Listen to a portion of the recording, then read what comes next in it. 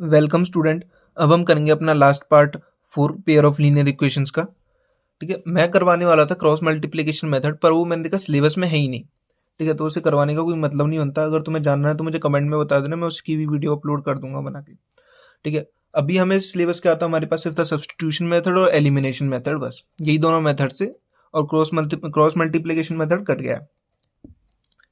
देखो, सबसे पहले आज हम करेंगे इसमें वर्ड प्रॉब्लम्स क्वेश्चन। ठीक है, और पीवाईक्यू क्वेश्चंस करें। सारे क्वेश्चन क्या होंगे, पीवाईक्यू क्वेश्चंस होंगे। ठीक है, अब तुम देखो, सबसे पहले हम वर्ड प्रॉब्लम को सॉल्व कैसे करते हैं। हमें सबसे पहले प्रॉब्लम को पढ़ना होगा, उसमें से हम दो वेरिएबल सिलेक्ट करेंगे, एक को मानेंगे एक्स, एक को मानेंगे वाई।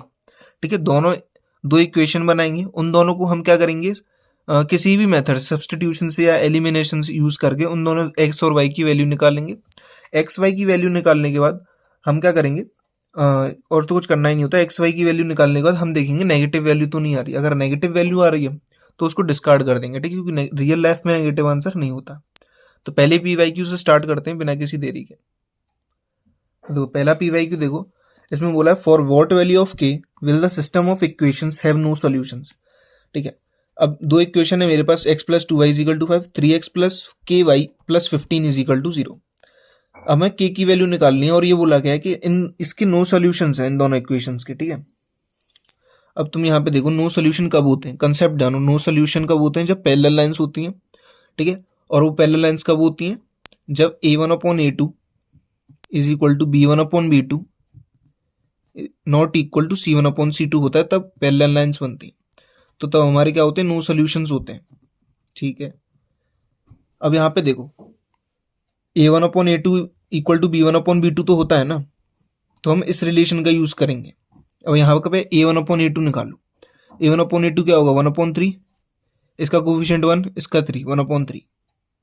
पता है ना a1 कि ये सब क्या है, a1 b1 स्टैंडर्ड फॉर्म में आते हैं ना। चलो मैं बताता हूँ, दो इक्वेशंस होती थी, a1x plus b1y plus c is equal to 0, a2x plus b2y plus c is equal to 0। अभी a1 a2 b1 b2 ये सब क्या है, कोफिशिएंट्स हैं। ठीक है, अब b1/b2 क्या है, b1 की वैल्यू 2 और b2 की वैल्यू क्या है, k। अब सिंपली क्रॉस मल्टीप्लाई कर दो, k into 1 is equal to 2 into 3, तो k की वैल्यू कितनी आ गई हमारे पास, 6। काफ़ी सिंपल क्वेश्चन था, 1-2 मार्क्स में पूछा जाता है। ठीक है, अब देखो ये एक अच्छा क्वेश्चन आया हमारे पास, 2 से 3 मार्क्स का पूछा जाता है।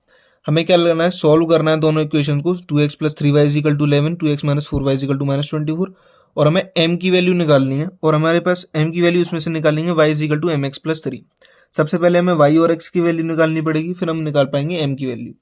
ठीक है, तो सॉल्व करते हैं क्वेश्चन, काफ़ी ज़्यादा सिंपल है। 2x plus 3y is equal to 11 और 2x minus 4y is equal to minus 24। हम क्या करेंगे, एलिमिनेशन मेथड यूज़ करते हैं। बाय एलिमिनेशन मेथड सब्ट्रैक्ट करो दोनों इक्वेशन को, ये 0 हो जाएगा, कैंसिल आउट। अब ये माइनस का, ये पॉजिटिव में, दोनों हो जाएंगे 7y। अभी माइनस का, ये पॉजिटिव 35। तो y की वैल्यू क्या आएगी, 35/7, तो y की वैल्यू 5। अब y की वैल्यू 5 में किसी वैल्यू में पुट कर दो। 2x 3 इंटू 5, हम पहली इक्वेशन में y की वैल्यू पुट कर रहे हैं। ठीक है, वैल्यू निकालो, 2x प्लस कितना होगा 15। अब 11 माइनस 15, x की वैल्यू कितनी आ गई, माइनस, देखो ये कितना आएगा सॉल्व करके, -4, और -4/2 कितना होता है, -2। x की वैल्यू हमारे पास क्या आ गई, -2। अब हमारे पास x और y की वैल्यू दोनों आ चुकी है। अब हम करेंगे y is equal to m x plus 3। अब यहाँ पे y और x की वैल्यू दोनों पुट कर दो। y की वैल्यू कितनी निकली, 5। m की वैल्यू निकालनी है, x की वैल्यू -2 दे रखी है, +3। अब देखो m की वैल्यू निकालनी है। अब देखो इधर लेके जाओ इसे, देखो ये माइनस का 2m है, तो हमें पॉजिटिव का चाहिए m की वैल्यू, तो इसको 2 माइनस का 2m को इधर लेके जाओगे तो पॉजिटिव का 2m, 5 को इधर लेके जाओ, 3 माइनस 5, तो m की वैल्यू कितनी आ जाएगी, इसको सॉल्व करोगे तो 3 माइनस 5 -2, तो -2/2। m की वैल्यू कितनी आ गई, -1।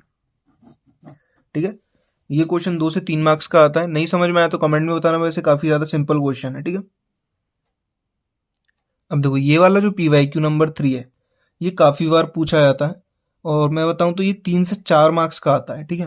अब इसमें बोला है एक फ्रैक्शन की वैल्यू 9/11 हो जाती है कब, जब हम उसमें 2 ऐड करते हैं उसके न्यूमरेटर और डिनोमिनेटर दोनों में। बात को समझो, हमारे पास एक फ्रैक्शन है, उसमें लेट द फ्रैक्शन, उस लेट कर लो उस फ्रैक्शन को x/y, ठीक है। अब इस फ्रैक्शन में डिनोमिनेटर और न्यूमरेटर में दोनों में मैं +2 करूंगा तो मेरे को ये मिलेगा। अगर मैं इफ 3 ऐड करता हूँ बोथ साइड डिनोमिनेटर न्यूमरेटर में तो मुझे 5/6 मिलेगा। तो यही इक्वेशन मुझे बनानी है।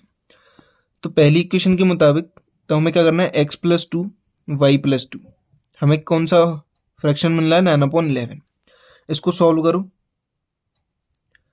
x/2 × 11 = 9, y+2 पता है ना कैसा है, क्रॉस मल्टीप्लाई किया इसका यहाँ से इसका यहाँ से, ठीक है। तो कितना आएगा, 11x + 22 9y+2, ठीक है।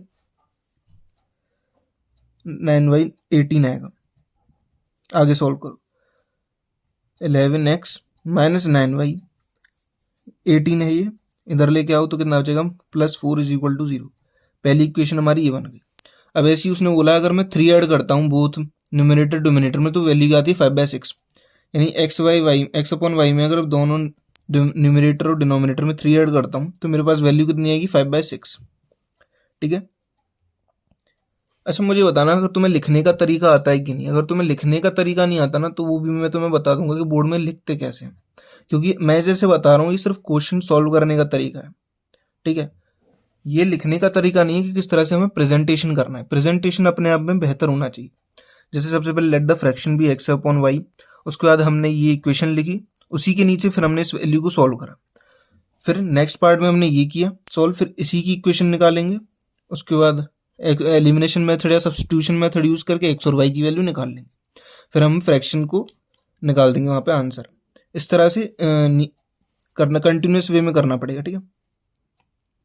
ओके, इसे सॉल्व करते हैं तो 6x + 18 डायरेक्ट सॉल्व करते हैं और 5y + 15, ठीक है। तो यहाँ से क्या आएगा, 6x - 5y 18 - 15 + 3 = 0। अभी मेरे पास दोनों इक्वेशन आ गई। अब यहाँ पे देखोगे तुम कि दोनों के ही कोफिशिएंट सेम नहीं है, तो यहाँ पे कोफिशिएंट सेम करने पड़ेंगे।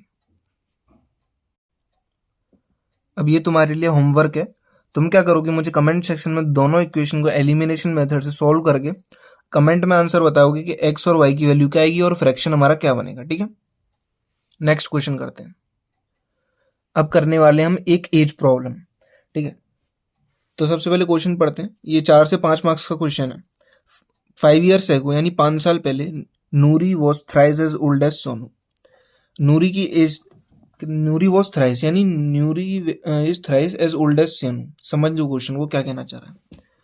पहले तो सबसे पहले नूरी की लेट नूरी एज बी एक्स और सोनू की कितनी बी वाई, ठीक है। अब यहाँ पे इक्वेशन बनाओ, Noori was thrice as old as Sonu. कहने का मतलब ये कि नूरी की एज जो है वो 3 गुना ज़्यादा है सोनू की एज से, ठीक है।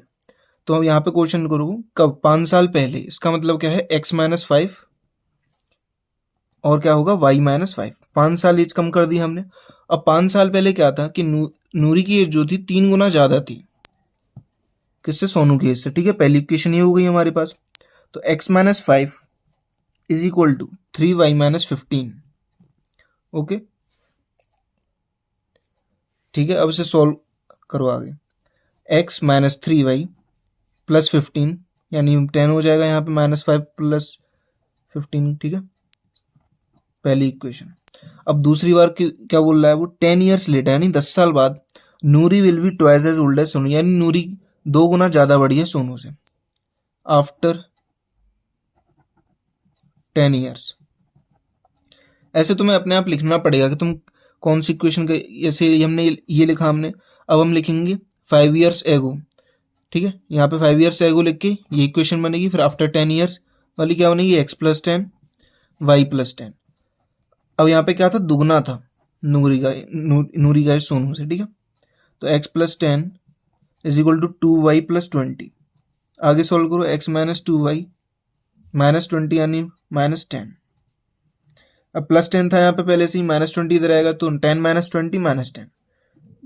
ये रही हमारे पास दूसरी इक्वेशन। एलिमिनेशन मेथड से सॉल्व करो, यहाँ कर देता हूँ x minus 3y plus 10 is equal to 0, x minus 2y minus 10 is equal to 0। Direct करेंगे, सब्ट्रैक्ट करेंगे, x वाला एलिमिनेट हो जाएगा, माइनस का प्लस। अब यहाँ आएगा minus y minus 3y plus 2y minus y।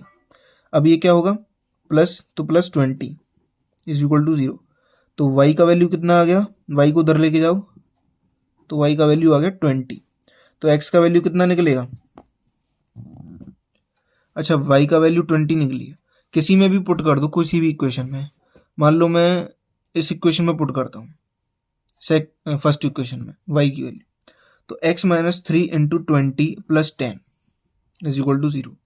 तो x minus 60 plus 10 is equal to 0। Minus 60 plus 10 कितना हो, माइनस 50, और x इज इक्वल टू 50। ठीक है, यानी नूरी की एज कितनी होगी 50 और सोनू की एज 20 ईयर्स। ठीक है, ये क्वेश्चन 3 से 4 मार्क्स का आता है। समझ में नहीं आया तो कमेंट में ज़रूर बताना। और नेक्स्ट चैप्टर हम स्टार्ट कर रहे हैं टिग्नोमेट्री। ठीक है, टिग्नोमेट्री पूरी बेसिक्स से वो चल के एंड तक जाएगी एकदम अच्छे से। और मुझे कमेंट में एक और चीज़ बताना, क्या मैं सैम्पल पेपर की वीडियो तुम्हें बताऊं, जो नया सैम्पल पेपर आया उसकी वीडियो बना के अपलोड करूं कि नहीं। ठीक है, okay, thank you for watching this video.